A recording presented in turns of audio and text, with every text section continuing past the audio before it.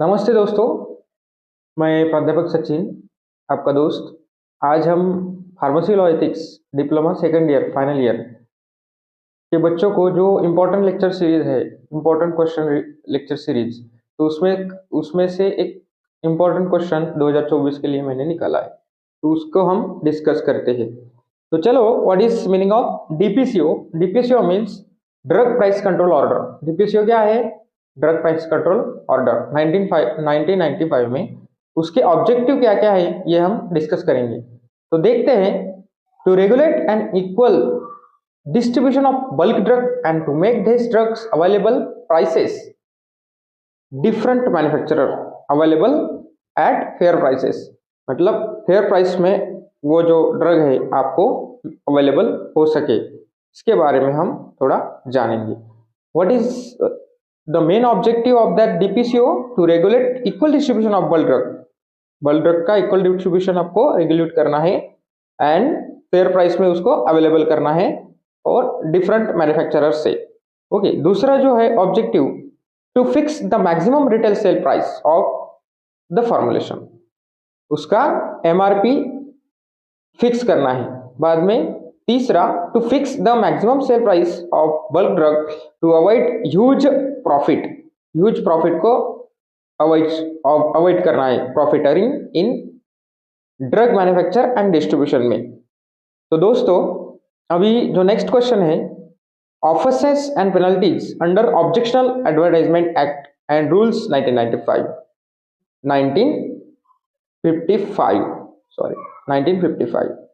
Okay, तो marking scheme क्या रहेगा? 2 ऑफेंसेस एंड पेनल्टीज के लिए 2 मार्क्स। ओके, 2 ऑफेंसेस के लिए 2 मार्क्स, ऑफेंसेस के लिए, पेनल्टीज के लिए 2 मार्क्स। ओके, तो देखो कैसा रहेगा ऑफेंसेस एंड पेनल्टीज।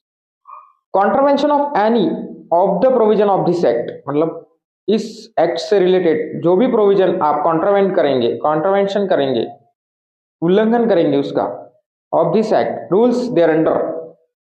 तो फर्स्ट पनिशमेंट क्या है आपको देखने को मिलेगी, punishable with imprisonment up to 6 months और विथ बोथ।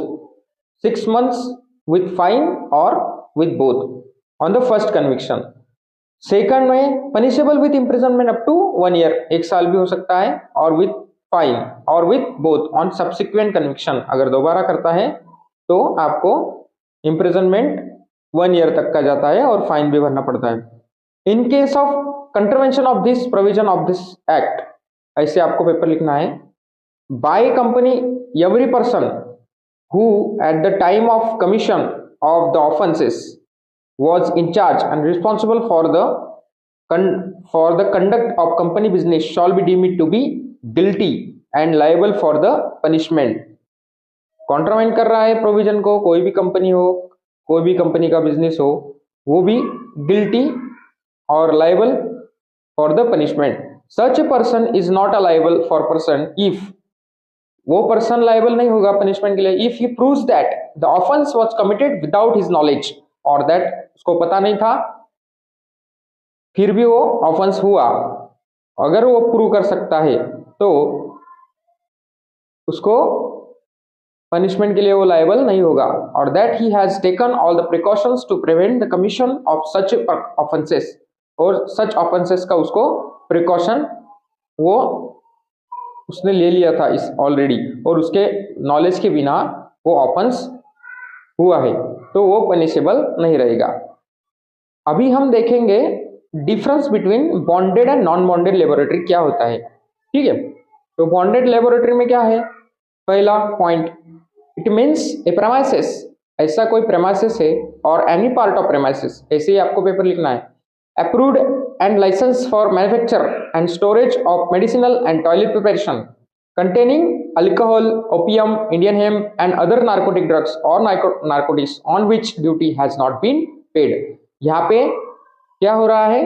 प्रेमाइसिस, ऐसा कोई प्रेमाइसिस है या फिर प्रेमाइसिस का पार्ट है, वो अप्रूव्ड हुआ है, उसके उस प्रेमाइसिस के लिए लाइसेंस अप्रूव हुआ है, मैन्युफैक्चरिंग का, स्टोरेज का, इसका मेडिसिनल एंड टॉयलेट प्रिपरेशन का। उसमें अल्कोहल हो गया, ओपियम हो गया, इंडियन हेम्प हो गया, नार्कोटिक ड्रग हो गया, नार्कोटिक, और ड्यूटी इसमें पेड नहीं है उसको हम क्या बोलेंगे, बॉन्डेड लेबोरेटरी।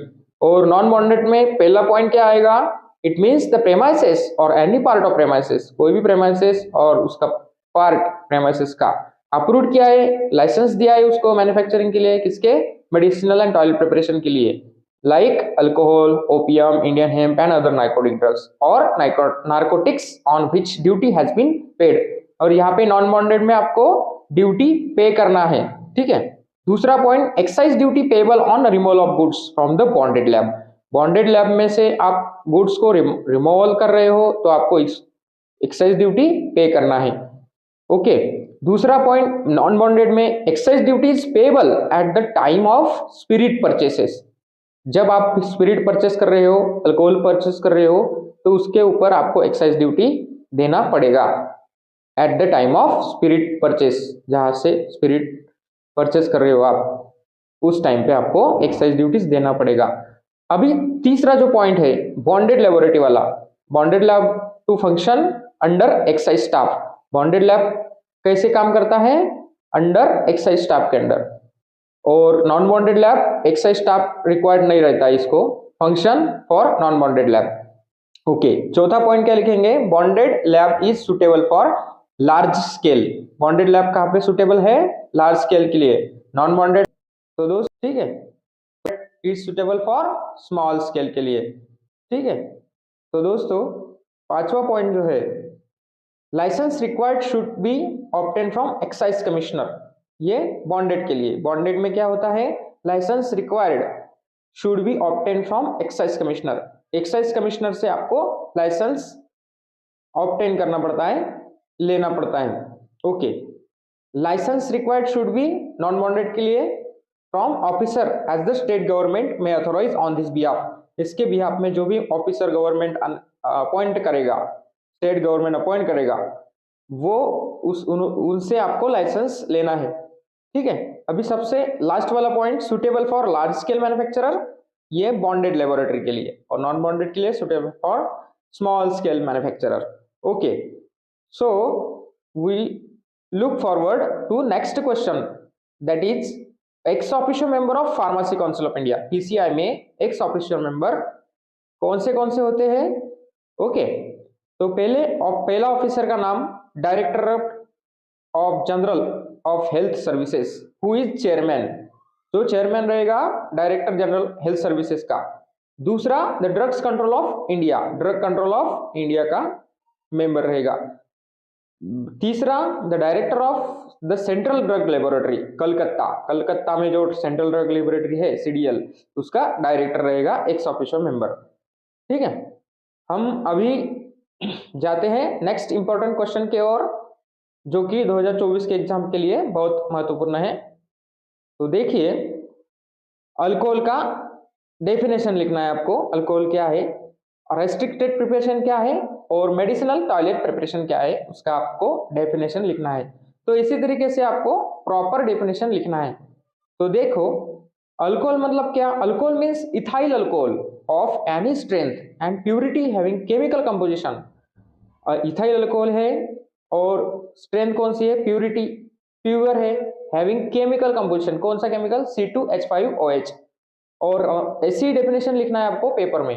रेस्ट्रिक्टेड प्रिपरेशन मतलब क्या होता है, what is restricted preparation now. अभी जो रेस्ट्रिक्टेड प्रिपरेशन रहेगा, these are the medicinal preparation which are considered as a capable of being misused as ordinary alcoholic beverages। restricted preparation मतलब जो जिसका मिसयूज हो रहा है या मिसयूज हो सके, उसको रेस्ट्रिक्टेड प्रिपरेशन कहते हैं।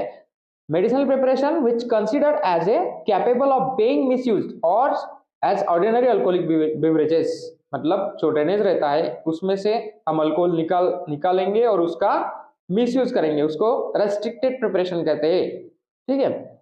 इसके किसे कहते हैं, considered as capable of being misuse, मतलब उसका मिसयूज हो सकता है ऑर्डिनरी अल्कोहल बेवरेजेस के साथ में, ठीक है। तो next question for 2024 exam, okay, summer 2024, define poison act and state the objective of poison act 1919। Okay, poison act तो आपको सबको पता है 1919 में आया था, ओके। मार्किंग स्कीम क्या है इसका, 1 मार्क, डेफिनेशन के लिए है 1 और ऑब्जेक्टिव के लिए 1 मार्क। पॉइजन मतलब क्या, एनी सब्सटेंस, ऐसा कोई सब्सटेंस स्पेसिफाइड है पॉइजन में, डीम्ड टू बी पॉइजन कहलाएंगे उसे, पर्पस ऑफ पॉइजन एक्ट 1919 में जो भी स्पेसिफाइड रहेगा एक्ट में वो poison deemed to be poison रहेगा। ओके, एनी सब्सटेंस, ऐसा कोई भी सब्सटेंस है जो स्पेसिफाइड है 1919 के एक्ट में, पॉइजन एक्ट में, उसे हम पॉइजन बोलेंगे। Okay, any substance which specified as a poison is deemed to be poison for the purpose of the poison act 1919। अभी इसका ऑब्जेक्टिव क्या है, मेन ऑब्जेक्टिव मतलब उसका सिग्निफिकेंस, उसका इंपॉर्टेंस, उसका उद्दिष्ट। ओके, तो मेन ऑब्जेक्टिव क्या है इसका, act to regulate and control the import, possession and possession for sale of poison. Okay, मतलब आपको इंपोर्ट करना है, रेगुलेट करना है और उसको पजेस करना है, मतलब अपने पास रखना है, पजेस करना मतलब पास रखना, and possession for sale of poison, और पॉइजन को सेल करना है। ओके, ऐसा इसका ऑब्जेक्टिव रहेगा। अभी हम देखेंगे for education regulation as per act, for education regulation as per act. Okay, तो इसका भी मार्किंग कैसा रहेगा, what is mean by education regulation, मतलब कोई भी एजुकेशन अगर रेगुलेट करना है तो उसके लिए प्रिस्क्राइब क्राइटेरिया रहता है, तो हम वो क्राइटेरिया देखेंगे। Education regulation prescribe as per the act, minimum qualification for admission to the course, पहला पॉइंट। दूसरा, nature and period of training which is to be given to the student before completion of the academic training. Nature and period of training, period जैसे कि आपका diploma का जो है period 2 साल का है, बाद में 3 महीने की ट्रेनिंग लेनी पड़ेगी, बाद में एग्जिट एग्जाम क्वालिफाई करना पड़ेगा, बाद में रजिस्ट्रेशन प्रोसेस होगा। Nature and period of training which is to be given to the student after completion of academic training but before getting diploma certificate. Okay, पांचवा पॉइंट, एजुकेशन रेगुलेशन मतलब क्या है। Fourth point, the subject of examination and standard attend therein, examination के subjects क्या क्या है और standard क्या क्या अटेंड किया है, ये सारी चीजें आएंगे एजुकेशन रेगुलेशन में। बाद में फिफ्थ नंबर का point, the facilities to be provided by the institution for the student undergoing approved courses of study, जो जो फैसिलिटीज प्रोवाइड किया है इंस्टीट्यूशन ने वो सारी चीजें अंडरगोइंग अप्रूव्ड कोर्स स्टडी के लिए अप्रूव्ड है कि नहीं है, ये एजुकेशन रेगुलेशन का सबसे महत्वपूर्ण पॉइंट है। 6 नंबर का पॉइंट क्या लिखेंगे आप, the facilities to be provided by the institution for the student undergoing practical training, जो कि आप प्रैक्टिकल करते हो रोज। 7th नंबर का, any other condition before appearing to the examination, examination के लिए अपेयर होने के लिए जैसे कि 75% आपको प्रेजेंटी देनी पड़ती है। Any other condition before appearing to the exam, के लिए अपेयर होने से पहले कोई भी ऐसी कंडीशन रहेगी वो एजुकेशन रेगुलेशन में आएगी। ओके, तो धन्यवाद दोस्तों, हम देखते हैं इंपॉर्टेंट क्वेश्चन लेक्चर सीरीज अगले वीडियो में।